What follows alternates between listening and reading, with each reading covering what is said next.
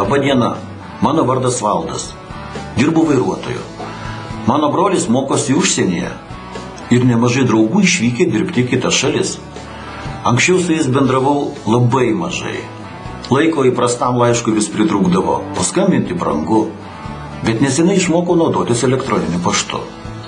Dabar daug daugiau žinau apie žmonės, kurie man rūpi. Susirašom, bėdom, džiaugsmais pasidalijam. Be to, elektroninis paštas ir darbe labai praverčia. Norėčiau ir jums papasakoti, kaip pradėti naudotis elektroniniu paštu. Susikūrę pašto dėžutę ir išmokę ją naudotis, savo paštą galėsite pasitikrinti bet kuriame kompiuteryje, prijungtame prie interneto.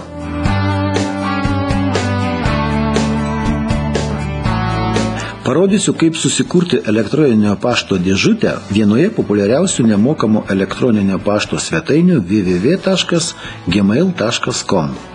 Įveskite šį adresą į naršyklės adreso laukelį ir štai pradinis Gmail puslapis.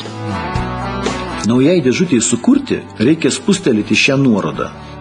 Dabar reikia įvesti duomenis. Pirmiausia, tikslų savo vardą ir pavardę, nes juos matys žmonės, kuriems siūsite laiškus. O čia įrašykite norimą vartotojo vardą, kuris bus naudojamas jungiantis prie dėžutės.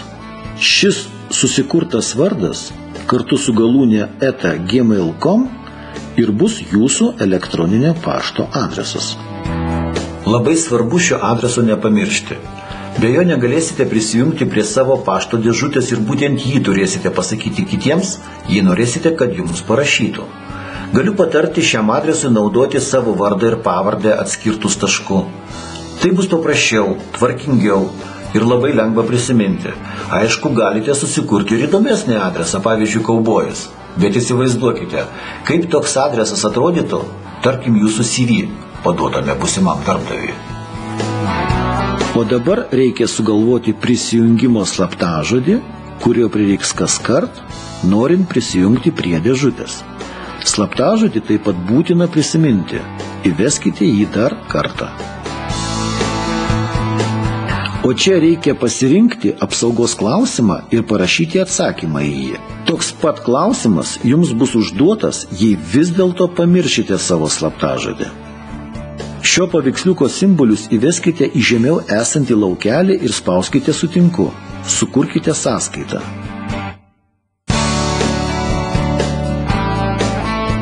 Viskas. Sveikinu. Jūs jau turite elektroninio pašto dėžutę. Dar kartą primenu, gerai įsiminkite ir netgi užsirašykite savo vartotojo vardą ir slaptažodį.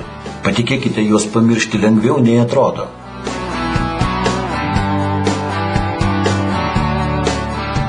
Kiekvieną kartą norėdami prisijungti prie savo elektroninio pašto dėžutės, bet kurio kompiuterio interneto naršyklėje surinkite adresą www.gmail.com.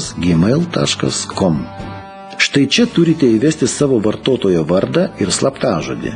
Šią varnelę galite palikti pažymėtą, jeigu kompiuteriu naudojatės tik jūs. Kita kartą sistema pati prisimins jūsų prisijungimo duomenis. Tačiau jei pažymėsite šią varnelę kompiuteryje, kurio naudojasi daugiau žmonių, jūsų paštą galės perskaityti kiekvienas apsilankęs www.gmail.com, nes sistema automatiškai atidarys jūsų dėžutę. Todėl jei naudojatės bendru, o ne asmeniniu kompiuteriu, šį laukelį būtinai palikite tuščią.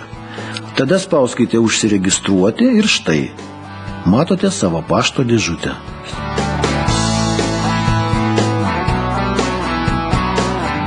Kągi, parašykime pirmąjį laišką. Spaudžiame sukurti laišką štai čia. Visų pirma reikia įrašyti adresą žmogaus, kuriam bus siunčiamas laiškas. Jį turite žinoti. Pavyzdžiui, aš dabar parašysiu savo broliui gyvenančiam užsienyje. Štai čia rašoma laiško tema. Tam, kad vos gavęs laišką žmogus, jo dar neperskaitęs matytų, apie ką bus rašoma. O pagrindinėme laiško laukelėje parašykite trumpą klausimą. Baigęs laišką spaudžiu siųsti ir viskas. Jis po kelių sekundžių atsiduria mano brolio Simo pašto dėžutėje. Turbūt suprantate, kad rašant elektroninius laiškus galioja tokios pat mandagumo taisyklės kaip ir bendraujant įprastais laiškais. Taigi visada laiško pradžioje pasisveikinkite, stenkitės rašyti taisyklingai, būtinai pasirašykite. Beje, savo pašto dėžutę tikrinkite reguliariai, net jei nelaukite konkretaus atsakymo. Galbūt kas nors parašė jums pirmas. Pavyzdžiui, aš savo paštą tikrinu kasdien.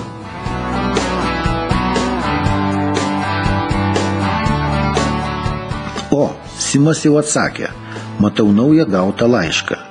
Jį perskaitysiu, spustelėjęs jo antraštę. Dabar galiu jam atsakyti. Norėčiau konkrečiau parašyti apie savo atostogų planus. Taigi spaudžiu atsakyti. Vėl matome laiško rašymo langą tik šį kartą su ankstesnių laiškų tekstais ir automatiškai įrašytų Simo adresu.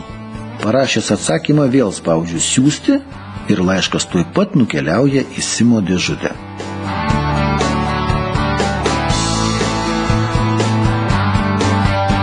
Beje, kartu su laišku galima siųsti įvairių dokumentų – tekstų, nuotraukų, filmukų, muzikos įrašų.